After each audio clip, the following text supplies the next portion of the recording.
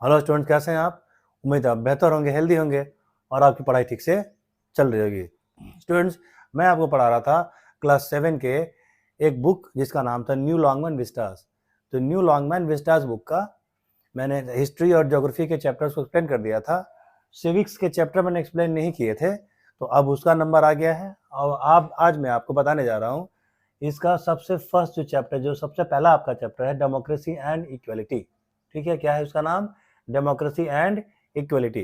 तो आइए हम इस चीज को समझते हैं। सबसे पहले हम समझेंगे यहाँ पे जो दो वर्ड दिया हुआ है, डेमोक्रेसी और इक्वलिटी, इसी के ऊपर आपका पूरा चैप्टर बेस्ड है और इस पूरे चैप्टर में आपको यही अंडरस्टैंड कराएगा ये कि डेमोक्रेसी क्या होती है और इक्वलिटी क्या होती है। ठीक है, आइए हम इसको समझ लेते हैं। सबसे पहले समझते हैं डेमोक्रेसी को। इसको मैं आपको एक एग्जांपल के थ्रू समझाता हूँ। सपोज कर लीजिए आपकी फैमिली है, अब आपकी फैमिली में कार लेनी है, तो कार कौन से कलर की होगी, किस मॉडल की होगी, कौन सी कंपनी की होगी।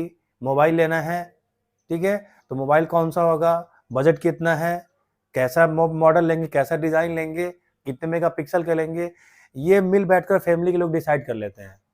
आपका ब्रदर डिसाइड कर लेता है, आपकी सिस्टर डिसाइड करती है, आपके मम्मी पापा डिसाइड कर लेते हैं।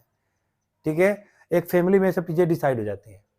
तो कहने का मतलब ये है कि सब लोग एक जगह बैठते हैं और मिल बैठ करके आपसी समझ के आधार पे, म्यूचुअल अंडरस्टैंडिंग के आधार पे चीज़ों को सॉर्ट आउट करते हैं, नियम बनाते हैं या चीज़ों को उसको चलाते हैं। एक फैमिली को चलाने के लिए माँ बाप का होना जरूरी है और बाकी सदस्यों का होना जरूरी है। फैमिली में कोई भी डिसीजन लिया जाता है तो ऐसा नहीं कि पापा अकेले ले लिए, मम्मी के लिए डिसीजन ले लिए, नहीं नहीं, कहीं न कहीं दोनों का जो डिसीजन होता है वो एक दूसरे के एग्रीमेंट के आधार पे होता है।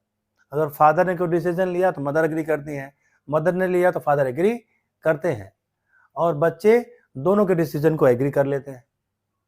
तो कहने का मतलब ये है कि इसी प्रकार से, ये तो हो गई फैमिली की बात। जब आपको कंट्री चलानी है, एक पूरा देश चलाना है, तो पूरा देश चलाने के लिए एक सिस्टम होना चाहिए और वो जो सिस्टम होना चाहिए, ठीक है, उसी एक सिस्टम का नाम है आपका डेमोक्रेसी। अब डेमोक्रेसी कैसा सिस्टम है? डेमोक्रेसी वो सिस्टम होता है जिसमें लोग अपनी मर्जी से सांसद चुनते हैं, विधायक चुनते हैं, अपने रिप्रेजेंटेटिव चुन करके और संसद में भेजते हैं, पार्लियामेंट में भेजते हैं और उनके बिहाफ पे वो उनको रिप्रेजेंट करते हैं। हम जिसको वोट दे करके चुनते हैं, जिसको जिताते हैं, वो जाता है पार्लियामेंट का मेंबर बनता है और वो गवर्नमेंट बनाता है और गवर्नमेंट बनने के बाद से कंट्री को रन करने के लिए गवर्नमेंट तो होनी जरूरी है। जैसे पहले के जमाने में राजा महाराजा हुआ करते थे, वो अपना सत्ता चलाते थे, अपने राज्य को चलाया करते थे। तो प्रेजेंट में एक मॉडरेट व्यवस्था दी गई, डेमोक्रेसी किसे कहते हैं? तो भाई लोगों का शासन है, लोगों के लिए है और लोगों द्वारा है। यानी लोग, सरकार किसकी रहेगी ये लोग तय करेंगे। सारी पावर किसको दे दी गई? जनता को दे दी गई। तो जिस व्यवस्था में लोग अपना रिप्रेजेंटेटिव, अपना मेंबर ऑफ पार्लियामेंट या अपना सांसद, या जिसको जिस लैंग्वेज में आप जो भी उसको कहें, रिप्रेजेंटेटिव कहें, एमपी कहें, एमएलए कहें, जो भी कहें, रिप्रेजेंटेटिव कहना ज़्यादा सही रहेगा। तो जिस व्यवस्था में अपना रिप्रेजेंटेटिव लोग खुद चुनते हैं वोट डाल करके, ठीक है, ऐसी देश चलाने वाली व्यवस्था को हम क्या कहते हैं? डेमोक्रेसी कहते हैं। इसकी हिंदी होती है लोकतंत्र। यानी लोगों का शासन लोगों द्वारा, लोग ही तय करेंगे, जनता तय करेगी कि हम पे शासन कौन करेगा या देश कौन चलाएगा। हम देश चलाने की चाबी जिसके हाथ में सौंपेंगे वही देश चलाएगा। और वो कैसे होगा? हम अपना वोट डाल करके, अभी इलेक्शन आने वाला है पीएम का, आप में से बहुत, आप में आपके फैमिली में बहुत सारे लोग वोट डालने जाएंगे। वो क्या है? वो ताकत है कि यानी अपना राजा हम बनाएंगे, अपना रिप्रेजेंटेटिव हम चुनेंगे जो हमारी बात जाकर के वहां रखे और हमारे भले के लिए और सोसाइटी और देश के भले के लिए काम करे। दूसरा आपका वर्ड है आपका इक्वलिटी। तो इक्वलिटी का हिंदी में मतलब क्या होता है? समानता। यानी सबको समान भावनाओं से देखना, सबके लिए समान व्यवस्था करना, कानून सबकी नज़र में बराबर होना, सबको समान मौके मिलना, सबको एजुकेशन मिलना। और सपोज कर लीजिए कि आज अगर टीचर की वैकेंसी निकलती है तो कोई ये थोड़े कहेगा कि गोरखपुर वाले भरेंगे और जो कानपुर वाले नहीं भरेंगे, जब बम्बई वाले भरेंगे और बिहार वाले नहीं भरेंगे, ऐसा नहीं है। तो वर्तमान समय में सबको समानता दी हुई है, कानून सबके लिए, high court, supreme court, court कचहरी सबके लिए है, इंग्लिश मीडियम स्कूल सबके लिए है, बैंक सबके लिए है, पोस्ट ऑफिस सबके लिए, रेस्टोरेंट सबके लिए है, जितनी भी पब्लिक सुविधाएं हैं, जितने भी पब्लिक सर्विसेज हैं, जितने आपके फंडामेंटल राइट्स हैं, वो सबको मिले हुए हैं। अगर उन राइट्स का वायलेशन होता है या कोई आपके मॉरल वैल्यू या मॉरल राइट आपके छीनता है, तो कोर्ट है, कचहरी है, पुलिस है, उसके लिए जुडिशरी है, न्याय की व्यवस्था है और दंड देने की व्यवस्था है। तो अब मैं उम्मीद करता हूं कि ये चीजें आप समझ गए होंगे। अब एक हेडिंग है इक्वलिटी इन डेमोक्रेसी आपके बुक में, आइए इसको समझते हैं। भाई डेमोक्रेसी में इक्वलिटी लाने क्यों जरूरी है? सबसे पहले तो ये चीज है कि भाई जनता जो है उसको बढ़िया शासन मिले, सबको बराबर अधिकार मिले, सबकी पढ़ाई लिखाई सुनिश्चित हो, सबके अधिकार सुरक्षित रहें। इसके लिए एक तैयार की गई यूनिवर्सल एडल्ट फ्रेंचाइजी तैयार की गई। अब ये क्या चीज है भाई? तो यूनिवर्सल एडल्ट फ्रेंचाइजी का मतलब होता है कि हम जनता को पावर दें, और पावर किस रूप में दी गई? वोट डालने की ताकत दी गई कि अगर आप ठीक काम नहीं करेंगे, आप हमारे हित में काम नहीं करेंगे, आप देश के हित में काम नहीं करेंगे, तो हम 5 साल के बाद आपको वोट डाल करके और आपको हटा देंगे और किसी ऐसे को लाएंगे जो ये काम कर सके। तो हर 5 साल बाद जनता के पास मौका रहता है अच्छे लोगों को चुनने का, चाहे वो गांव के प्रधान चुन रहे हो, चाहे वो अपने क्षेत्र के एमएलए चुन रहे हो, चाहे वो एमपी चुन रहे, मेंबर ऑफ पार्लियामेंट चुन रहे हो, या पार्षद चुन रहे हो, या मेयर चुन रहे हो। तो हर 5 साल के बाद एक आपको मौका आता है। इसी मौके को, वो जो सुविधा है आपको वोट डालने की, इसी को कहा जाता है यूनिवर्सल एडल्ट फ्रेंचाइजी। अब इसके सिद्धांत में क्या है? All people are treated equally, कि सभी लोग बराबर ही में ट्रीट किए जाएंगे, किसी को छोटा बड़ा या किसी को वीआईपी या किसी को कमतर नहीं आंका जाएगा। They can cast their vote, और इस यूनिवर्सल एडल्ट फ्रेंचाइजी व्यवस्था के तहत ये तय किया गया कि सभी लोग जो योग्य होंगे, जो एलिजिबल होंगे, वो वोट डालेंगे और अपने वोट के राइट का यूज करेंगे। उनको अधिकार दे देगा, राइट दे देगा वोट डालने का। उसके बाद से they have rights to choose their representative, जो मैंने आपको बोला कि वो उनको अपने रिप्रेजेंटेटिव चुनने का, अपना प्रतिनिधि चुनने का। प्रतिनिधि का मतलब यहाँ इंडियन पर्सपेक्टिव में क्या है, भारतीय अर्थ में क्या है? तो चुनाव में एमएलए, एमपी, प्रधान और पार्षद वगैरह जो चुने जाते हैं उनसे है। यानी हमारा एरिया का जो विकास करेगा, जो डेवलपमेंट की बातें करेगा या जो करेगा, हम उसको वोट दे करके अपना रिप्रेजेंटेटिव बना करके भेजेंगे। ठीक है। अब उसके बाद एक आपकी हेडिंग दी हुई है इसमें, अदर फॉर्म्स ऑफ इनइक्वालिटी। अब इनइक्वालिटी क्या होती है? असमानता होती है। अब असमानता किस किस रूप में हो सकती है? असमानता बहुत सी चीजों में हो सकती है। लड़का लड़की में भेद किया जा सकता है कि लड़कों को पढ़ने दिया जाए और लड़कियों को ज़्यादा दूर पढ़ने न भेजा जाए या बहुत ज़्यादा न पढ़ाया जाए। ठीक है। हमारी सोसाइटी में अभी भी कुछ गांव ऐसे हैं, कुछ जगहें ऐसी हैं जहाँ पे बॉयज़ को गर्ल्स के मुकाबले ज़्यादा रेटिंग दी जाती है, उनको ज़्यादा उपयोगी माना जाता है। ठीक है। और दूसरी बात से जो है कि इनइक्वालिटी कहाँ पे है? तो कास्ट सिस्टम, जो जातिगत व्यवस्था है, ऊंची जाति, छोटी जाति, बड़ी जाति और नीची जाति में है। तो हमारे यहाँ ये चीजें शुरू से नहीं थी। हमारे यहाँ जब वैदिक व्यवस्था थी तो वैदिक व्यवस्था में जाति का कॉन्सेप्ट नहीं था, वर्ण का कॉन्सेप्ट था, और लोगों के काम के आधार पर उनका वर्ण बनाया गया था। ठीक है। काम के आधार पर डिसाइड किया गया था। जब अंग्रेज हमारे देश में आए तो उनकी एक पॉलिसी थी डिवाइड एंड रूल, वो हमको बांटते थे और राज करते थे। उन्होंने जो है कि जातिगत व्यवस्था का निर्माण किया, जातियां बनाई, हमको जातियों में तोड़ा, जातियां बनाई, ताकि हमारे बीच में इनडिफरेंसेस रह सकें और हम किसी पॉइंट पे एक ना हो सके। पूरा भारत जब एक बार एक हुआ था 1857 में, तो अंग्रेजों की जड़ें हिल गई थी, और अगर सिंधिया व ग्वालियर के महाराजा ने साथ नहीं दिया होता तो अंग्रेज 1857 में ही हिंदुस्तान छोड़ करके, भारत छोड़ करके चले गए होते। तो अंग्रेजों ने कभी नहीं चाहा कि भारतीय एक हों। ठीक है। क्योंकि जब ये एक होंगे तो यूनाइटेड जब एफर्ट लगा करके और जब क्रांति करेंगे, रिवोल्ट करेंगे, तो अंग्रेजों के बस की बात नहीं थी कि उसको वो टैकल कर सके। तो ह्यूमन इंडिफरेंसेस पैदा करने के लिए कास्ट सिस्टम को लाया गया और उसको इम्प्लीमेंट किया गया, ताकि ये लोग अपने में ही उलझे रहें, एक दूसरे को लालच दिया गया। 1931 या 32 में कम्युनल पंचायत लाया गया। उसमें जो है कि सबसे पहले जहर का बीज बोने की बात की गई कि मुस्लिम्स के लिए अलग ही कॉन्स्टिट्यूशन रहेगा, अलग कॉन्स्टिट्यूशन कह रहा हूं मैं, कॉन्स्टिट्यूएंसी रहेगी, और इनके लिए चुनाव क्षेत्र अलग किए जाएंगे, यानी वहाँ कैंडिडेट भी वो खड़ा होगा मुस्लिम और वोटर भी मुस्लिम होंगे। इस प्रकार का कुछ झांसा दलितों को भी दिया गया। तो ये चीजें की गई थी। तो हमारे यहाँ अभी भी कुछ कुछ एरियाज में जो है कि कास्ट सिस्टम देखने को मिलता है, हालांकि अब तो ये चीजें नहीं है, मिलता है। उसमें जो है कि क्या होता है कि भाई कहीं कहीं इंडिफरेंसेस देखने को मिलते हैं, ठीक है। अपर कास्ट और लोअर कास्ट का मैटर जो है कि वहाँ पे रहता है। कुछ अपर कास्ट वाले लोअर कास्ट के साथ बैठना वो प्रेफर नहीं करते हैं, ठीक है, या उनको उतना रेटिंग नहीं देते, उतना उनको रेस्पेक्ट नहीं देते हैं। तो ये तो कुछ अपने संस्कार की भी बात हो गई। अगर आपकी परवरिश अच्छे ढंग से हुई है तो आप इंसान को इंसान समझेंगे, अगर आपकी परवरिश गलत तरीके से हुई है तो आप इंसान को भी राक्षस समझेंगे और खुद भी राक्षस बन जाएंगे। तो वो सारा कॉन्स्टिट्यूशन पे डिपेंड नहीं होता है, कुछ अपने पर्सनालिटी पे भी होता है। अगर हमको हमारे माँ बाप ने शुरू से अच्छी चीजें सिखाई हैं, शुरू से हमको अच्छे संस्कार दिए हैं, तो हम आदमी को आदमी समझेंगे, हम महिलाओं की इज्जत करेंगे, हम बड़े बूढ़ों की इज्जत करेंगे। लेकिन अगर हमें ये चीजें सिखाई ही नहीं गई हैं तो हम कहाँ से करेंगे। उसके बाद से आपका अगला हेडिंग है इनहैंसिंग ह्यूमन डिग्निटी। तो डिग्निटी का मतलब क्या होता है? आत्मसम्मान। भाई किसी भी देश के नागरिक हैं, उनका सम्मान बचा रहे, उनके सम्मान में वृद्धि हो, उनका अधिकार सुरक्षित हो, उनको अधिकार दिए जाएं और लोग सुख से चैन से रह सकें, इसके लिए कुछ व्यवस्थाएं की गई। तो भाई इंसानों की डिग्निटी को कैसे बढ़ाया गया, अब अगले हेडिंग में हम लोग इसके बारे में चर्चा करेंगे। उम्मीद है आपको चैप्टर समझ में आ रहा है।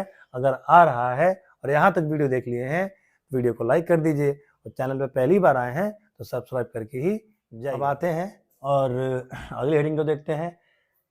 तो ह्यूमन की डिग्निटी कैसे मेंटेन रहेगी, इसके लिए प्रोविजन इन कॉन्स्टिट्यूशन, प्रोविजन जो है कि कॉन्स्टिट्यूशन में भी कुछ प्रोविजन किए गए। प्रोविजन का मतलब कुछ नियम कानून डाले गए, कुछ हमको दिया गया। कॉन्स्टिट्यूशन का मतलब होता है संविधान। तो संविधान में क्या दिया गया? संविधान में हमको कुछ आर्टिकल डाले गए और उनमें से एक है आपका आर्टिकल 15। तो जो आपका आर्टिकल 15 है वो क्या कहता है, वो किस तरीके से इक्वलिटी को इंश्योर करता है और इन इक्वलिटी को हटाता है, यानी बराबरी का मौका देता है और इन डिफरेंसेस को रूल आउट करता है, हटाता है। कैसे हटाता है?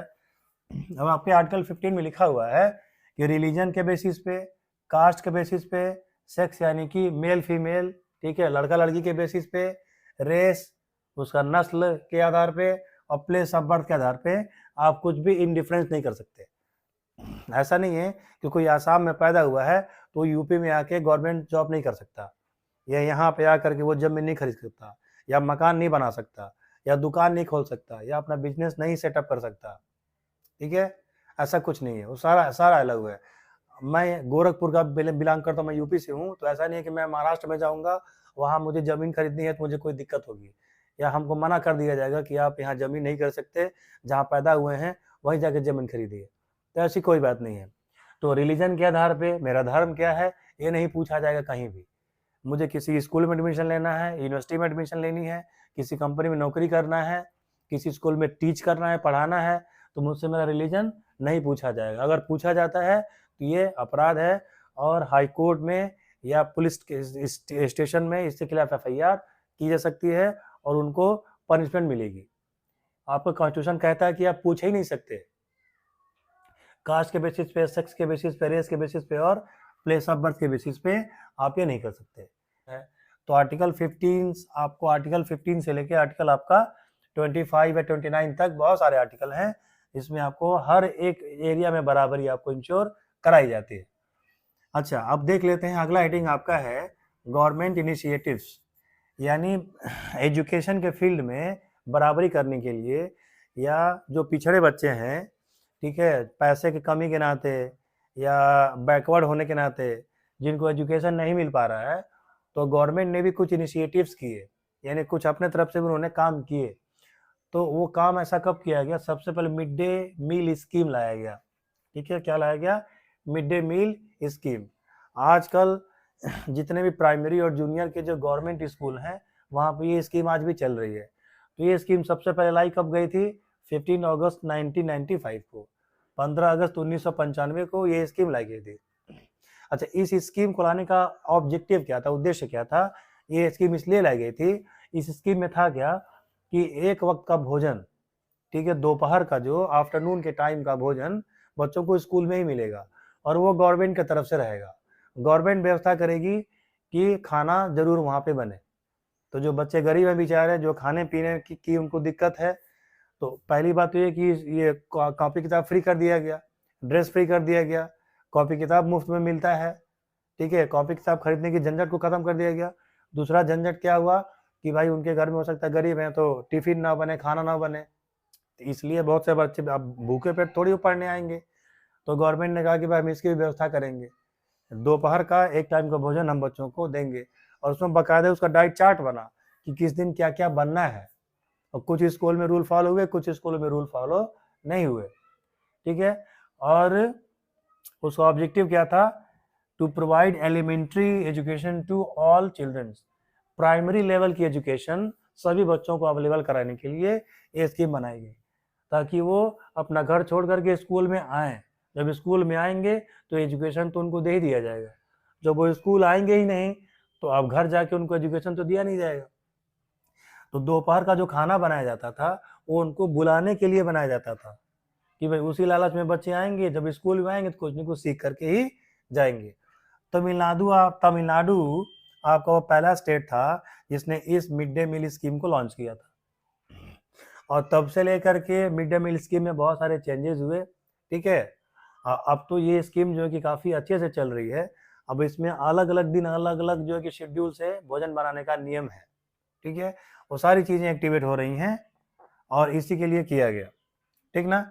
अब उसके बाद से आपका एक हेडिंग इसमें दिया हुआ है आपके बुक में कि equal opportunities in private school.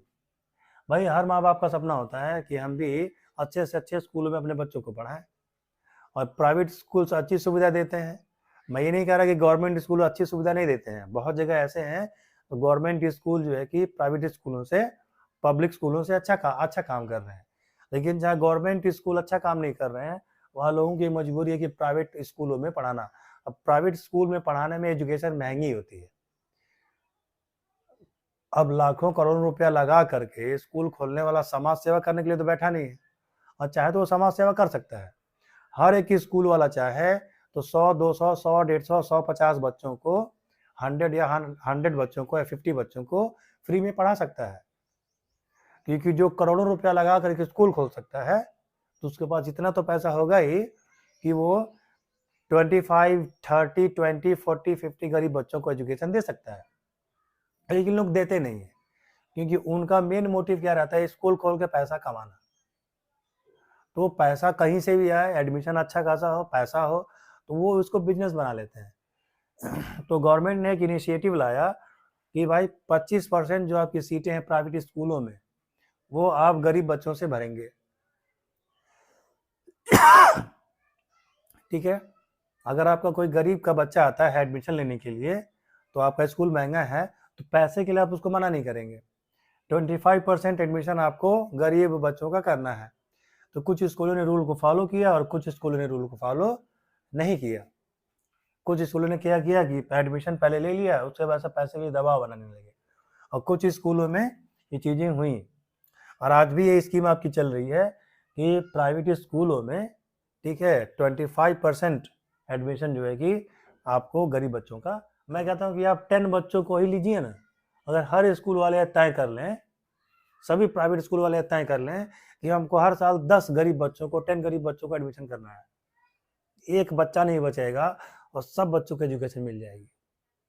लेकिन कोई ये करे तो ये शुरुआत तो कोई हो।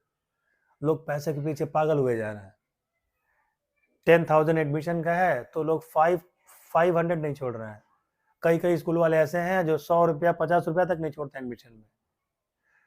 तो ये कुछ यहाँ से भी होता है कि भैया आपका मन क्या कह रहा है, आप कितने साफ हृदय के हैं, ये चीज़ वहाँ मैटर करती है। लाखों लाख रुपए आप कमा रहे हैं स्कूल से और 10 गरीब बच्चों को एडमिशन लेने में आपका सर फट रहा है, तो सोचिए कि आप यहाँ से कितने गरीब हैं। यहाँ से तो अमीर हैं लेकिन यहाँ से आप कंगाल हैं। चलिए, तो प्राइवेट स्कूलों में भी इक्वल अपॉर्चुनिटीज की बात की गई और गवर्नमेंट ने व्यवस्था की, ठीक है, कि ये चीज़ की जाए। अब वहाँ दिक्कत ये आई कि जितने प्राइवेट स्कूल हैं उसमें 50% तो नेता विधायक के हैं, तो वहाँ पे जो है कि डील करने में दिक्कत आई। अब उन्होंने समाज सेवा करने के लिए तो स्कूल खोला नहीं। आप भी अगर स्कूल खोलेंगे तो आपका मोटिव क्या रहेगा, ये कमाना। मेरी बात आप समझ पा रहे होंगे, अगर समझ पा रहे होंगे तो इसको शेयर जरूर करिएगा, ठीक है। चलिए अब देखते हैं कि भाई अगला हेडिंग आपके चैप्टर में अब आते हैं, और आपके बुक के लास्ट हेडिंग को हम पढ़ते हैं। लास्ट हेडिंग क्या है, इक्वलिटीज इन अदर डेमोक्रेसीज। तो अब अन्य जो से अपना इंडिया डेमोक्रेटिक आपका है, अपना भारत क्या है, एक डेमोक्रेटिक कंट्री है, तो ये तुलना करना चाहता है कि भाई अदर जो डेमोक्रेसीज हैं उसमें इक्वलिटी कैसे दी जाती है। तो आपका पड़ोसी पाकिस्तान को ले लीजिए, पहले हम अपने नेबरिंग कंट्री को लेते हैं, पड़ोसी पाकिस्तान को लीजिए, वहाँ डेमोक्रेसी केवल कहने के लिए है, ठीक है, वहाँ तो पीएम के ऊपर भी अटैक हो जाता है। श्रीलंका को लीजिए, श्रीलंका में भी आपका डेमोक्रेसी है, वहाँ डेमोक्रेसी ठीक ठाक है। आप चाइना को ले लीजिए, चाइना में डेमोक्रेसी है ही नहीं, चाइना में गवर्नमेंट के खिलाफ आप कुछ बोल नहीं सकते, ठीक है। कोरोना का जब टाइम आया था तो बिल्डिंगों में लोगों को भर करके बंद कर दिया जाता था, वहाँ बंदूक के नोक पे शासन होता है और एक ही पार्टी है और हर साल वही पार्टी चुनाव में खड़ी होती है। तो आप अकेले अगर रेस लड़ेंगे, रेस करेंगे तो आप ही तो जीतेंगे। जब आपके खिलाफ कोई है ही नहीं, अकेले आप हैं, तो अकेले आप तो फर्स्ट हमेशा आप अकेले ही आएंगे। उसके बाद रशिया को देखें, रशिया में भी आप ये डेमोक्रेसी नहीं है, वो कम्युनिज्म है वहाँ पे। अमेरिका में है, इंग्लैंड में है, यूरोप के कंट्रीज में है, ठीक है। मिडिल ईस्ट में अगर चले जाएं, अरबी देशों में चले जाएं, तो अरब कंट्रीज में डेमोक्रेसी आपकी है ही नहीं, ठीक है। अब इसमें एक आपकी घटना दी हुई है आपकी बुक में कि 1950 में, ठीक है, एक आपका मूवमेंट चला था, ठीक है। तो ये मूवमेंट किन लोगों ने चलाया था, तो जो लोग अफ्रीका के जो लोग, जब कॉलोनिज्म की व्यवस्था थी तो अफ्रीका से बहुत सारे गुलाम पकड़ पकड़ के लाए जा रहे थे और उन देशों में ले जाके उनसे खेती का काम कराया जाता था, मजदूरी कराई जाती थी, काम कराया जाता था। तो जब अमेरिका फ्री हो गया, अमेरिका में जब कॉन्स्टिट्यूशन आ गया, ठीक है, अब्राहम लिंकन ने जब इस चीज़ को लाया और वहाँ पे जब डेमोक्रेसी आ गई तो सभी लोग बराबर हो गए। तो अब कोई किसी गुलाम बना के नहीं रख सकता है। तो जो गुलाम जो बनाया जाता था, स्लेवरी जो की जाती थी, उसको एबॉलिश कर दिया गया, ख़त्म कर दिया गया। तो जो वहाँ पहले से गुलाम थे, जो वहाँ पे नौकरी चाकरी का काम करते थे, तो वो अपने अधिकार मांगने लगे, उनके साथ भेदभाव किया जाने लगा। उन्होंने कहा कि भाई हम भी इस देश में रहे हैं, हम यहीं पैदा हुए हैं, ठीक है, हमको भी इस देश का नागरिक माना जाए। तो उन्होंने एक मूवमेंट चलाया। तो जब मूवमेंट चलाया तो लास्ट में जाकर के उनको भी जब डेमोक्रेसी जब बन गई तो वहाँ उनको बराबरी का दर्जा दे दिया गया। अब अमेरिका में चाहे काले लोग हों चाहे गोरे लोग हों, ठीक है, सब बराबर हैं, ठीक है, और कहीं कोई उनमें भेदभाव नहीं किया जाता है। वहाँ का जो कानून है उनको संरक्षण देता है। अपने यहाँ भी था पहले, अपने यहाँ भी बहुत पहले पुराने समय में राजा महाराजा के टाइम में गुलाम होते थे, ठीक है, गुलामों को रखा जाता था और उनका गुलामों का सारा जीवन जो है कि राजा और शहंशाह की सेवा में ही निकल जाता था। अपने यहाँ जब डेमोक्रेसी आई 1947 में, हम जब फ्री हुए तो ये चीज़ें ख़त्म कर दी गई। वो आप किसी को गुलाम बना के नहीं रह सकते, और रखेंगे तो उसको पेमेंट देना होगा। आप किसी से काम करा सकते हैं, ठीक है, पैसा दे करके काम करा सकते हैं, लेकिन गुलाम तो आप नहीं बना सकते किसी को भी, ठीक है। तो ये पूरा चैप्टर मैंने आपको एक्सप्लेन कर दिया। समझ में आया हो तो वीडियो को लाइक कर दीजिएगा और अपने दोस्तों के बीच, अपने फ्रेंड्स के बीच इसको आप शेयर जरूर करिएगा। ऐसे एक एक करके मैं ये सिविक्स के भी सारे के सारे चैप्टर्स को मैं आपको एक्सप्लेन कर दूंगा। हिस्ट्री का मैंने एक्सप्लेन कर दिया है, ज्योग्राफी के कुछ चैप्टर्स बाकी हैं, मैं वो भी आपको कर दूंगा, ठीक है। अगर उनको आपने नहीं देखा है तो वीडियो के डिस्क्रिप्शन में जाइए या मेरा चैनल विजिट कर लीजिए, वहाँ वीडियोस में जाकर के आप सारे वीडियोस देख सकते हैं। मिलते हैं आपसे अगले वीडियो में, तब तक के लिए जय हिंद, जय भारत।